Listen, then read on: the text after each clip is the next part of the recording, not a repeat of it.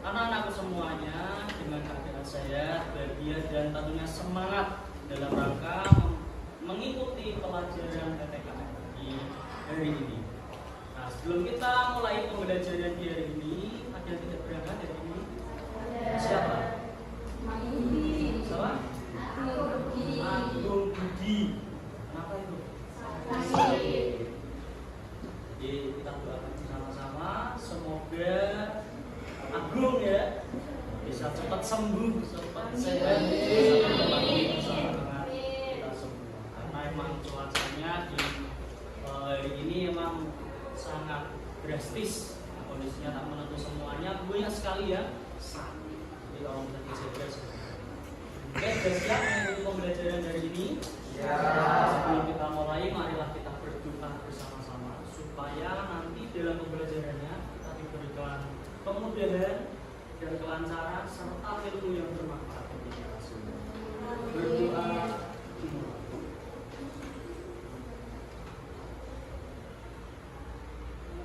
Selesai. Ya, dari ini kita buka materi kita tentang nilai-nilai Pancasila dalam rangka praktek penyelenggaraan pemerintahan negara. OMS semua ya. Silakan bisa dibuka. Kita mempelajari tentang nilai-nilai Pancasila dalam rangka praktek penyelenggaraan pemerintahan negara. Kita masuk ke bab yang baru ini ya.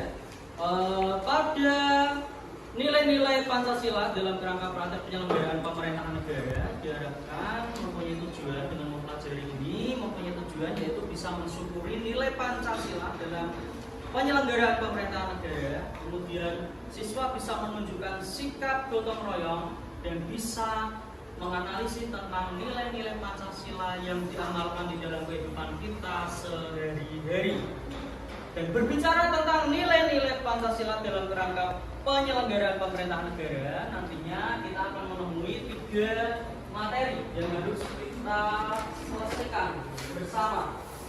Yang pertama, ada sistem pembagian kekuasaan negara. Kemudian yang kedua, ada kedudukan dan fungsi kementerian dan lembaga pemerintahan non-kementerian.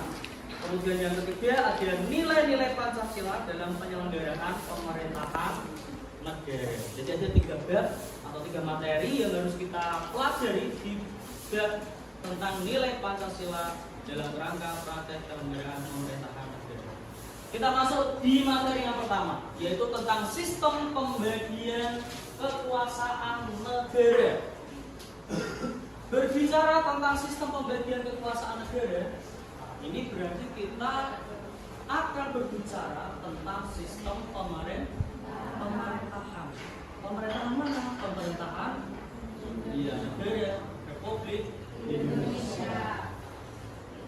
Kita hidup di negara kita tidak terlepas dari adanya sebuah pemerintahan. Dan salah satu ciri dari negara yang berdaulat, negara yang merdeka itu adanya apa?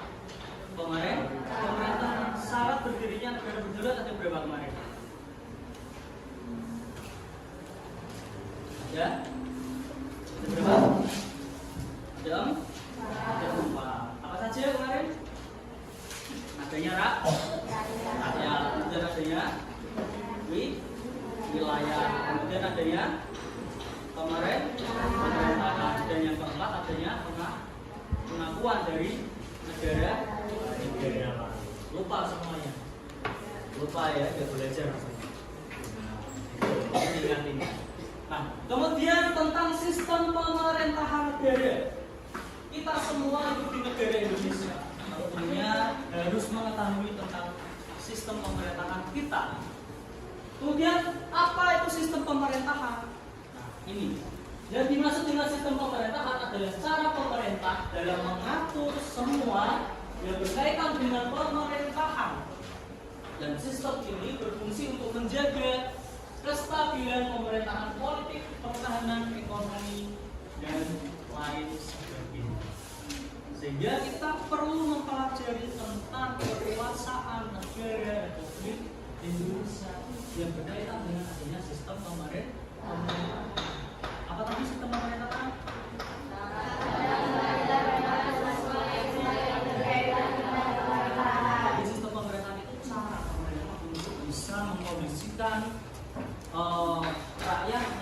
bisa mengkondisikan negaranya supaya bisa menjadi negara yang maju, negara yang sejahtera dan tidak ada kendala apapun.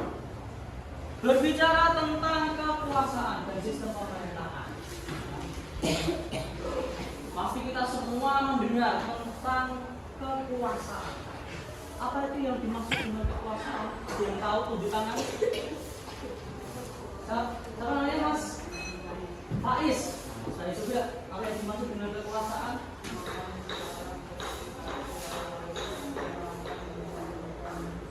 Oke. Benar apa tidak? Apa coba? Ulangi. Kemampuan seorang untuk mempengaruhi orang lain agar melakukan tindakan-tindakan yang membahayakan.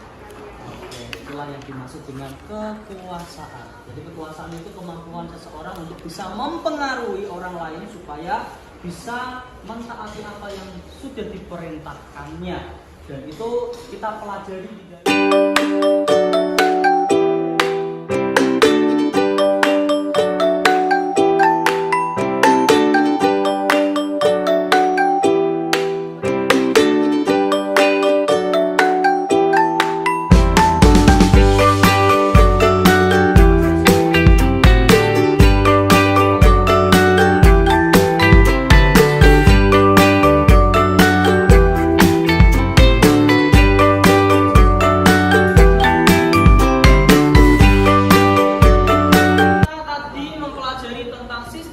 kekuasaan. Kemudian dari ini saya siapkan kuis untuk kalian semuanya. Kita bermain game ya, dalam bentuk permainan yang sudah saya sediakan di depan.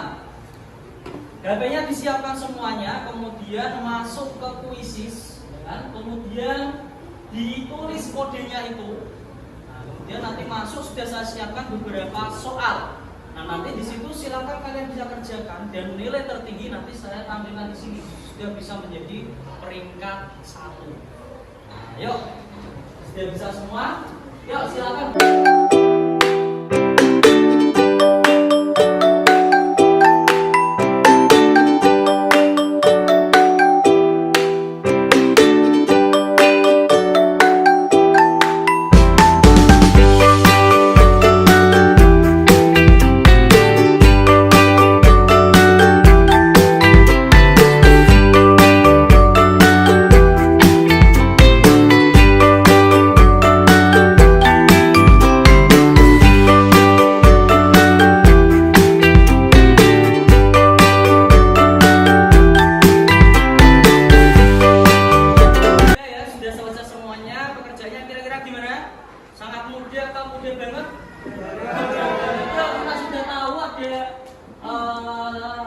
Yang menjadi peringkat utama, yuk kita lihat bersama-sama.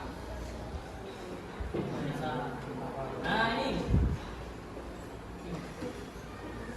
ada Hasna, kemudian ada Nila dan Ananda.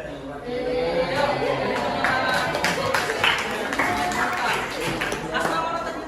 Oke, peringkat 1. Kemudian siapa tadi? Nanda. Nanda. Terus tadi yang satunya lagi Lila.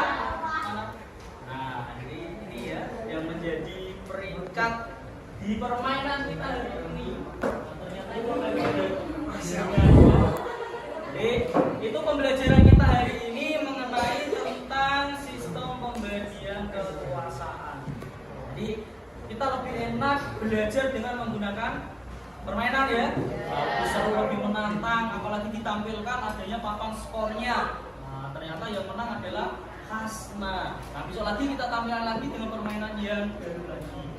Suka dengan permainannya? Suka ya, sangat menantang. Nah, mungkin itu saja pembelajaran kita di hari ini.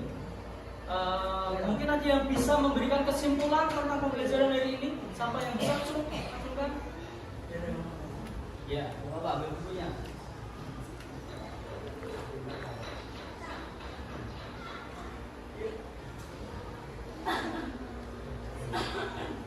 Disimpulkan, ini yang mau taruh. Sistem pembagian kekuasaan negara.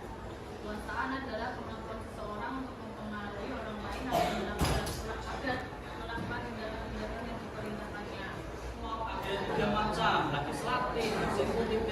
Federatif dan Montesquieu juga ada 3, legislatif, eksekutif dan yudikatif. Dan pembagian kekuasaan di negara Indonesia juga ada 2, secara horizontal